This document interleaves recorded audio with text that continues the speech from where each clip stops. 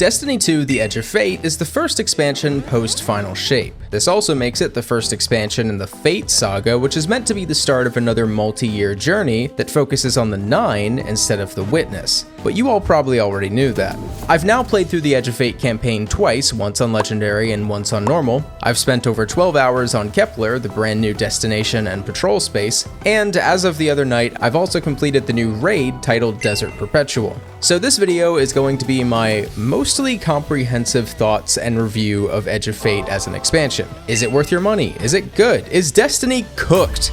Well, let's talk about it. I'm throwing this video together pretty fast since there's just a lot of other videos I need to work on, so apologies for the lighter editing. This video should be mostly free of story spoilers, however, I will be showing you all the exotics and some of the raid encounters. To be as fair and thorough as possible, I'm going to go through each facet of the Edge of Fate and rate them individually on a scale of 1 to 5. These categories include the campaign, the destination, the loot, and of course the raid. I'll have timestamps in the description, so if you want to skip over one point, feel free. There are a ton of quality of life and UI changes that shipped alongside Edge of Fate, but those are free to everyone and as such, not technically part of the expansion, so I won't really be talking about them. But okay, let's get things started with the campaign, and I'll try to keep this as spoiler-free as possible. The Edge of Fate follows Ikora and your Guardian as they're beckoned by the Nine to Kepler, a planet on the far edge of our solar system. Who are the Nine? Well, it's complicated. The Nine are like fourth dimensional beings that are immensely powerful but struggle to exist in the physical world unless they're speaking or channeling themselves through a person or an emissary. I'll leave it to Bife to give you a better explanation on the Nine though, because,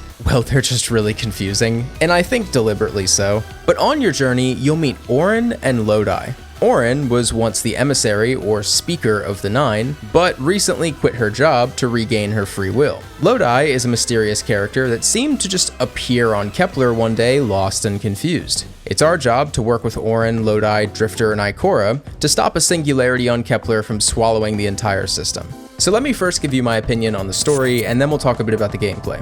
When I initially completed the campaign, I really did not like it. Like at all. I thought it was messy, confusing, and extremely poorly executed. However, after playing through it again and talking to some folks in the community, I've changed my tune a bit, although a lot of my complaints still stand. I thought the second half of the story was a bit cluttered and sometimes lost sight of who the main threat was. There's an antagonist who just seems to sort of show up out of nowhere, and it really caught me off guard the first time, not exactly in a good way. There's also a sort of blink and you'll miss it kind of storytelling with a lot of the dialogue. There were times when I missed one line of dialogue in a random mission, and it felt like I had missed some crucial information. Ikora has some moments that also felt just a bit out of character for me, and while the voice acting in the DLC was great, the in-game conversations just don't do some of these narrative moments the justice they deserve. The awkward silences between lines or lack of facial expressions just took me out of it more often than not. I'm also just generally not a fan of non-linear storytelling in most cases, and this DLC does have a bit of a non-linear edge to it. Finally, I'm also just personally not a huge fan of the conductor. I'm open to liking her as a villain, but as of now, I kind of just find her confusing. But now let me get into the good, and there is a lot of it. After some time to think, this expansion, and particularly the ending of this expansion, has me totally intrigued to see where the story is going from here. For me, it's really brought that sense of wonder and mystery back to Destiny. You're not going to get all the answers, and that's the point. This is the beginning of a new saga in the franchise, and after some reflection, it's really interesting. The story has successfully captivated my interest post-Witness, and I think that's an achievement. Some people are definitely just going to be upset that there's a lot of loose threads and things that are confusing and not really explained, but again, that's the point. This is meant to be the beginning of a new multi-year story. Orin and Lodi are also probably my favorite new characters Destiny has introduced since Savathûn. They're both incredibly charming in their own ways, and Lodi in particular is such a breath of fresh air. He's confused, he makes jokes, sometimes at your expense, he swears occasionally, and he also just has such an interesting backstory. There's also a fallen villain in the story that I still really wish we were introduced to in a cutscene rather than over the phone. However, he's pretty funny. He's just batshit crazy, and it's your problem. The story absolutely has its shortcomings, but overall, I think it's a great beginning to a new saga that I genuinely want to see more of. Without spoiling anything, Lodi has a line later in the campaign about the collapse of humanity that was so ominous and really just got my imagination flowing. I loved it. But now is where we talk about the gameplay of the Edge of Fate campaign. Going into this new 2 DLC per year expansion model, Bungie has said that they want to be more experimental, and that doing 2 DLC per year allows them to commit to something hard in one expansion, even if it ends up being entirely unique to that DLC. In Edge of Fate, this experiment is puzzles and a sort of Metroid or Portal style gameplay loop that bridges the combat sections we all come to expect. And this is where I'm very mixed. I really do like this mentality that Bungie seems to have about trying new things each go around and seeing what they like and what we like. I think, or I hope, that it'll keep expansions feeling fresh and open the door to more unique and memorable expansions. After all, if one expansion plays and feels completely differently to another, yeah, you're probably gonna remember it. But these swings have the side effect of potentially dividing the player base, which is what we're seeing with Matterspark and the other puzzle mechanics in Edge of Fate. Some people really like this gameplay loop and feel it's a breath of fresh air. If you like Castlevania-style games or Portal, then yeah, this will probably scratch some part of your brain that other DLCs haven't. However, if you don't like solving puzzles or you just want to keep shooting things, then you're probably not going to like this campaign, potentially at all. If you ask me, I appreciate that Bungie is doing something different and I don't dislike Matterspark. I think it works really well in some instances. However, I also feel like it gets really repetitive really fast, and it's not always utilized very well. It also does feel weird that there are these convenient Matterspark-sized holes just everywhere. Like, at least make it look different, you know? The campaign also really drags on at points, and I think it largely is because of some of these puzzle sections or unnecessary uses of Matterspark. Sometimes, instead of an actual puzzle, it feels like you want to traverse 10 feet, gotta use Matterspark. That being said though, I think Bungie being experimental at this stage is definitely a good thing. After all, we don't want them to just keep giving us the same old year after year, because as we've seen, that gets really tiring. And I'm excited to see what Renegades is like later this year. And of course, if you're a decently competent Destiny player, I do recommend playing on Legendary. We also have a couple new enemy types, the Fallen Corsair and the Vex Imp Swarm. I like both of these, but I think the Corsair is the stronger of the two. And I'm mainly saying that because the animation work on the Corsair is just fantastic. You can shoot the jetpack engines to make them spiral out of control, and their melee attack is this awesome downward thruster that I just think is very unique. Their animations are incredibly fluid, and it's very fun to look at and fight. Overall, I'm gonna give the Edge of Fate campaign a 3 out of 5. The story is generally very strong, with some plot threads that I'm really interested to see unfold. I also found some of the gameplay loops to be enjoyable, mainly the ones that involved using multiple forms of puzzle solving in conjunction with each other. However, the story does occasionally feel bloated, and some missions feel like fetch quests. The puzzle solving and Matterspark mechanics, while novel and interesting enough for me, are definitely going to put some people off to this campaign. But if you like that sort of thing, or can tolerate it for the lore and the loot, then I think you're really gonna like it. Next up, let me quickly touch on Kepler as a destination. Whenever we get a new location in Destiny, I make a video spending 12 hours straight there, A, for entertainment, but also B, so I get the chance to explore a lot of what the location has to offer. I think the Pale Heart is the gold standard for new locations after the final shape, and given the shorter development cycle on these new expansions, I understand why something of the Pale Heart scale isn't possible every single time. That being said, Kepler is pretty well fleshed out, and there's a good bit of things to do and discover there. World tiers help with this a lot. Now, there are 4 difficulty tiers you can set your world to that increase enemy difficulty, but also add some new puzzles and give better loot for completing activities. Of course, a lot of the puzzles and secrets on Kepler involve the new puzzle mechanics, so if you just don't like them, then, well, you probably won't enjoy Kepler very much.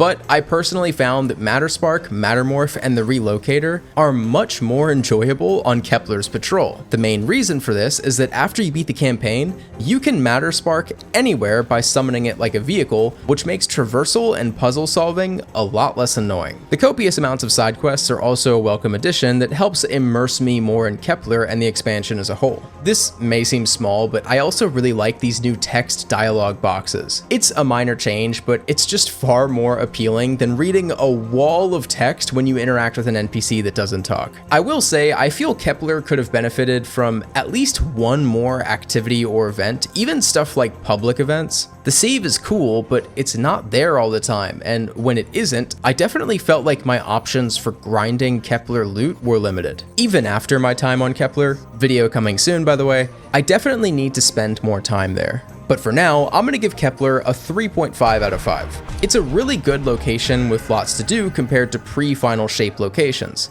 However, I think the lack of public event style activities is really gonna hurt them in the long run. The puzzles are cool, but a bit more balance would have been appreciated. The loot in Edge of Fate is much harder to assess. Obviously, I haven't seen or played with every gun and armor piece in the Edge of Fate, but I have seen and played with a lot of them. For starters, the exotics are pretty strong if you ask me, but there are definitely some weaker ones. The new Titan exotic is amazing. I honestly never realized how cool it would be to be able to summon my hammer back to me, and it's pretty fire. I don't play much Hunter or Warlock, but my initial impression of both exotics is that the Hunter one looks really interesting and potentially really good in the right strand hands, while the Warlock one looks meh. It's fine, I guess. Maybe it'll actually end up being super meta and Warlocks will love it, but I like an exotic with a cool power fantasy, and adding some projectiles to Hellion just ain't it for me.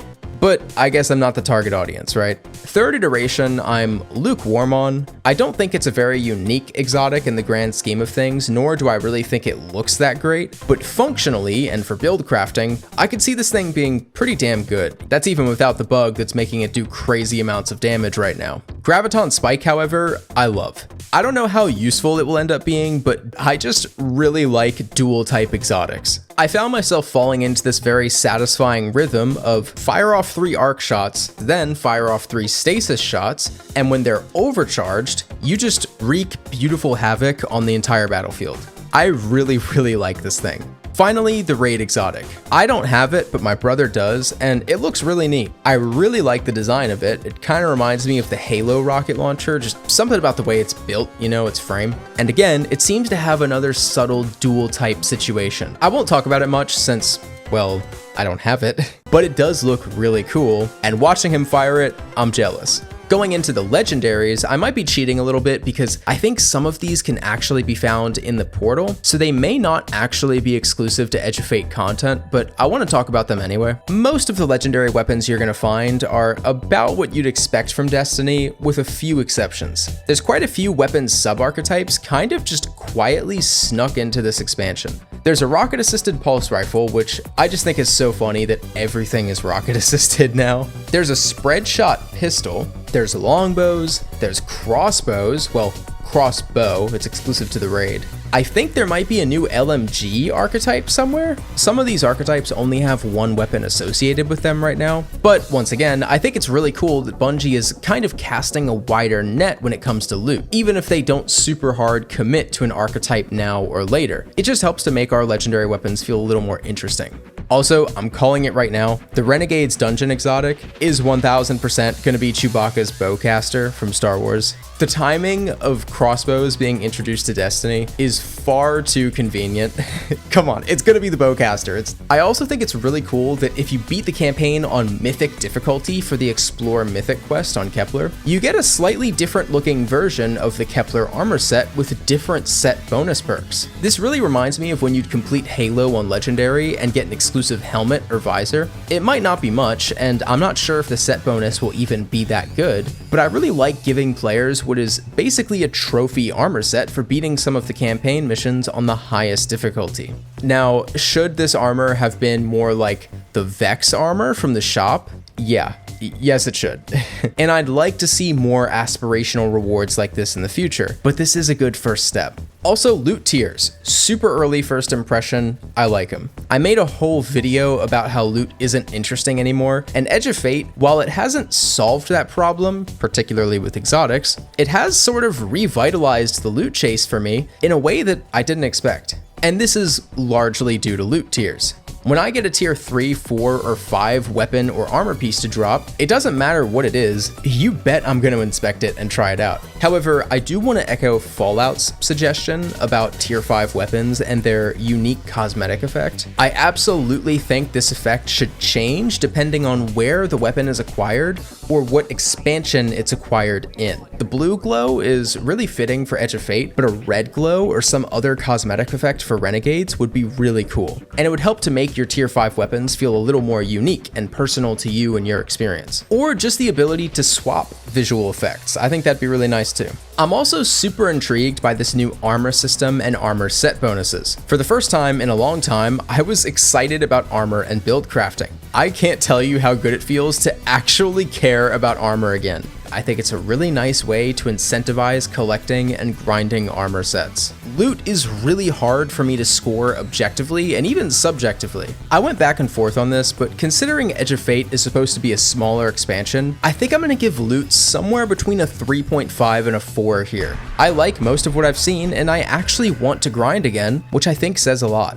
But before I give my closing thoughts, let's discuss the raid, Desert Perpetual. And I still don't like that name.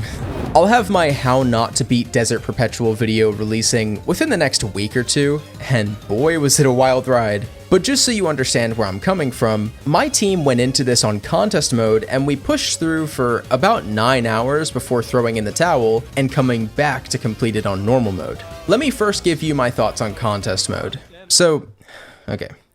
After reviewing our performance and reading some reactions and experiences from other teams, myself and my team all believe contest mode this time around was overtuned and too difficult. Don't get it twisted, I want contest mode raids to be extremely hard. Contest clears should not be handouts. And I'm not saying it was too hard because my team couldn't beat it and I'm just salty. But when the only teams that even have a chance are in the top 1% of the player base, and even they are having to loadout swap and grind ads to even have a chance at meeting these damage thresholds, then yeah, I think you have a problem.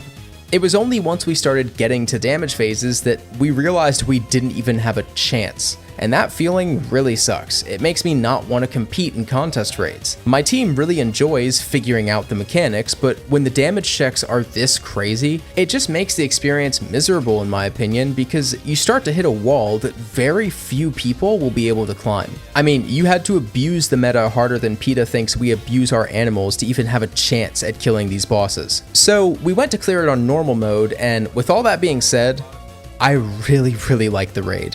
Like a lot. I know I just went on about how contest mode was too hard, but even on normal mode, it was still really hard, and we loved that. I honestly really liked the ads being swords and still putting up a fight even on normal mode. The final boss has a beam that he shoots at you, and even with double arc resist, that shit hurts. Now, full disclaimer here, I'm saying this as someone who doesn't really struggle to put together a raid team. I imagine if you're LFGing, your opinion is probably very different than mine. Sound off in the comments because your opinion is no less valid than mine is. But during most parts of this raid, my whole team was engaged with the mechanics, and that just made it all the more enjoyable.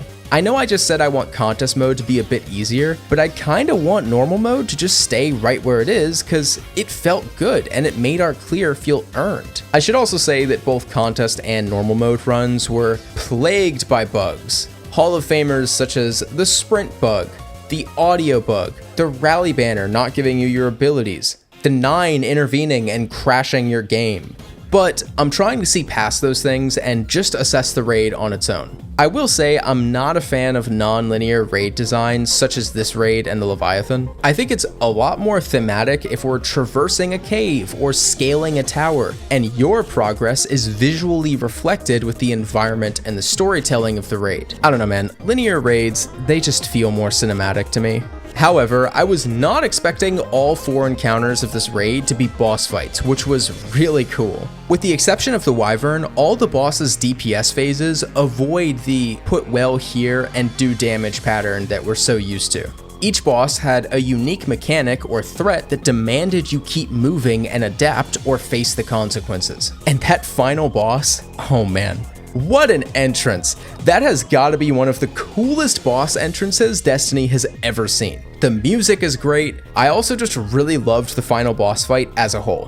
One gripe that I do have is that completing the entire raid only to get tier 1 gear just feels bad. I get what they're trying to do with raid feats and increasing the tier of gear that you get as you clear the raid more, but I don't know, man. I feel like getting at least a tier 2 or 3 piece of gear at the end of the raid would have been nice. Raids are such a time commitment, even on normal mode, that I don't think that reward is asking too much.